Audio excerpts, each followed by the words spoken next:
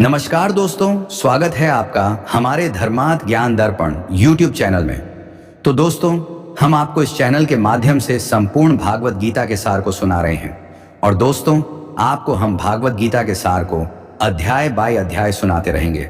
और दोस्तों, बता दें हम आपको कि भागवत गीता में कुल 18 अध्याय हैं। और दोस्तों, आपको इस चैनल के माध्यम से एक एक करके आपको सारे 18 ही अध्याय सुनने और पढ़ने को मिलेंगे। और दोस्तों, बता दें आपको कि इस वीडियो में आपको भागवत गीता का सार अध्याय 10 को सुनाने जा रहे हैं।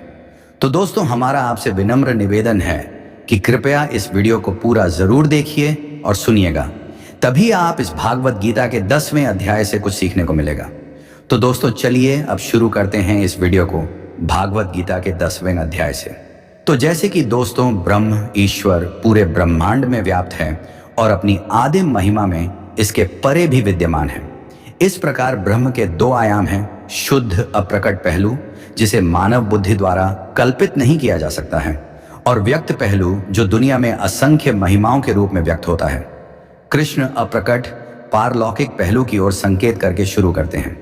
यहाँ तक कि देवता और महान ऋषि भी इस पहलू को नहीं जानते, क्योंकि आत्मा समझ की वस्तु नहीं है। यह वही विषय है जो आपको समझने में सक्षम बनाता है। यह अजन्मा है, बिना शुरुआत के है और ब्रह्मांड का आधार है। जो योग और विभूति को जानता है वह आत्मा को महसूस करता है, जो ब्रह्म को समझता है और यह जानता है कि यह दुनिया में वास्तव में कैसे प्रकट होता है, वह सब जानता है जो जानने की आवश्यकता है। वह प्रबुद्ध है। और दोस्तों, अर्जुन संसार का व्यक्ति है। उसे मूर्त अभिव्यक्तियों के माध्यम से समर्थन की आवश्यकता है। जब आप संसार से बंधे होते हैं तो आप इसके द्वारा अंधे हो जाते हैं। आप हर जगह भगवान के चमत्कारों को देखने की अंतर्दृष्टि खो देते हैं। दुनिया में दिव्यता प्रचुर मात्रा में है, लेकिन सांसारिक प्रलोभनों से मोहित होकर औसत व्यक्ति इसकी शानदार अभिव्यक्तियों को देखने में विफल रहता है। ब्रह्म की अभिव्यक्तियों को देखने के लिए भी एक निश्चित वैराग्य और सूक्ष्मता की आवश्यकता होती है। तब आप चारों ओर अद्भुत चमत्कार देखना शुरू करते हैं, जैसा कि वर्ड्सवर्थ ने कहा। और दोस्तों, और मैंने एक ऐसी उपस्थिति महसूस की है जो मुझे ऊंचे विचारों की खुशी से परेशान करती है। एक उदात्त भावना जो कहीं अधिक गहराई से जुड़ी हुई है, जिसका निवास डूबते सूरज की रोशनी और गोल महासागर और जीवंत हवा और नीला आकाश और मनुष्य के मन में है। एक गति और एक भावना जो सभी सोचने वाली चीजों, सभी विचारों की सभी वस्तुओं को प्रेरित करती है और सभी चीजों के माध्यम से घूमती है। इसलिए मैं अभी भी घास के मैदानों और जंगलों और पहाड़ों का प्रेमी हूं, और उन सभी का जो हम इस हरी धरती से देखते हैं, प्रकृति में पहचानने में बहुत खुशी होती है। मेरे शुद्धतम विचारों का आधार, नर्स, मार्गदर्शक, मेरे दिल और आत्मा का संरक्षक, मेरे सभी नैतिक अस्तित्व का।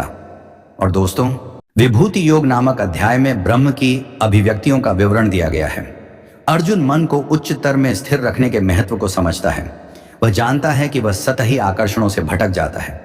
वह कृष्ण से प्रार्थना करता है कि वे उसे संसार में ईश्वर की उपस्थिति को देखने में मदद करें, ताकि वह संसार में रहते हुए और उसके साथ बातचीत करते हुए भी ईश्वर पर ध्यान केंद्रित कर सके। और दोस्तों, कृष्ण यह कहकर शुरू करते हैं कि वे सभी प्राणियों के मूल हैं। वे सभी प्राणियों के आरंभ, मध्य और अंत हैं। वे उनमें उत्पन्न होते हैं, उनमें विद्यमान होते हैं और उनमें विलीन हो जाते हैं। वे सूक्ष्मता से इस तथ्य की ओर इशारा करते हैं कि अफसोस अर्जुन अभिव्यक्ति की मांग कर रहा है, न कि इसके पीछे की शक्ति की। कृष्ण भगवान के अवतार उसके सामने खड़े हैं और वह उनकी अभिव्यक्ति मांगता है। यह उतना ही बेतुका है जितना कि किसी ऐसे व्यक्ति की तस्वीर मांगना जो आपके सामने खड़ा है। और दोस्तों, इसके बाद कृष्ण ब्रह्म की कुछ अभिव्यक्तियों का वर्णन करते हैं और प्रत्येक श्रेणी में सर्वश्रेष्ठ को उजागर करने का ध्यान रखते हैं।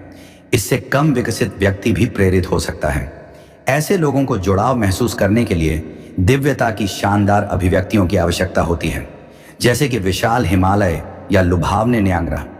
जैसे जैसे व्यक्ति आध्यात्मिक रूप से विकसित होता है, वह फूल या पत्ती जैसी साधारण अभिव्यक्तियों में भी दिव्यता को देखने की संवेदनशीलता प्राप्त करता है। उच्चतम स्तर पर व्यक्ति ब्रह्म में निहित होता है, ब्रह्म के चिंतन में डूबा होता है, और उसे खुद को दिव्यता की याद दिलाने के लिए किसी अभिव्यक्ति की आवश्यकता नहीं होती है। और दोस्तों, कृष्ण यह कहकर समाप्त करते हैं कि उनकी अद्भुत महिमा की गणना उनकी शक्ति का केवल एक छोटा सा अंश है। केवल अभिव्यक्तियों तक ही सीमित न रहें, मूल तत्व तक पहुंचे। संपूर्ण ब्रह्मांड ब्रह्म के असीम विस्तार का केवल एक छोटा सा तुच्छ भाग है। वह ब्रह्म आप ही हैं। ब्रह्मांड से ऊपर उठें और अपनी उत्कृष्ट भव्यता को समझें। तो दोस्तों, आपको हमारी यह भागवत गीता के 10वें अध्याय की वीडियो कैसी लगी, कमेंट करके जरूर बताएं। और दोस्तों, आपको हमारी यह भागवत गीता के 10वें अध्याय की वीडियो आपको अच्छी लगी हो तो प्लीज हमारी इस वीडियो को एक लाइक जरूर कर देना। और दोस्तों, आपने अभी तक हमारे इस चैनल को सब्सक्राइब नहीं किया हो तो प्लीज हमारे इस चैनल को सब्सक्राइब जरूर कर देना, क्योंकि आने वाली इसी तरह की भागवत गीता के संपूर्ण सार की वीडियो की नोटिफिकेशन आप तक सबसे पहले पहुंचे। तो दोस्तों, तब तक के लिए धन्यवाद। मिलते हैं इसी तरह की अगले भागवत गीता के अध्याय की वीडियो में। जय श्री कृष्ण।